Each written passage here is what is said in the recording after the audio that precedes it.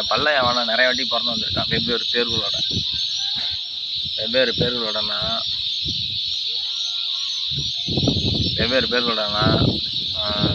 பல்ல யவனங்கிற பேரில், காளிங்கிற பேரில், ஒவ்வொரு பேர் பத்மாவதிங்கிற பேரில், வெவ்வேறு பேர்களில் பிறந்து வந்திருக்கான்.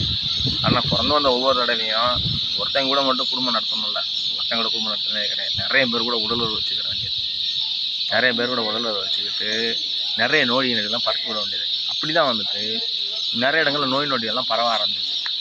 முறையற்ற வாழ்க்கை முறை. ஒரு உடம்புள்ளார பலதரப்புப்பட்ட ரத்தம் ஆட் ஆகுது, மிக்சிங் ஆகுது. அப்புறம் வந்துட்டு என்ன ஆகும், நோய் நொடிகள் பரவதான் செய்யுது. அப்படியே பார்த்தோம்னாக்கா இவன் என்ன அந்த மயிருக்கே ஒன்றுக்குன்னு பிள்ளைய பெற்று விட்டு அவன்கிட்ட ஒப்படைச்சிட்டு போயிடுவான், மயிரே போச்சுன்னு போயிடுவான். அவங்க அந்த பிள்ளைய அப்படியே வளர்த்து வாரிசுங்கிற பேரில் வளர்த்து ஆளாக்கிக்கிறாங்க.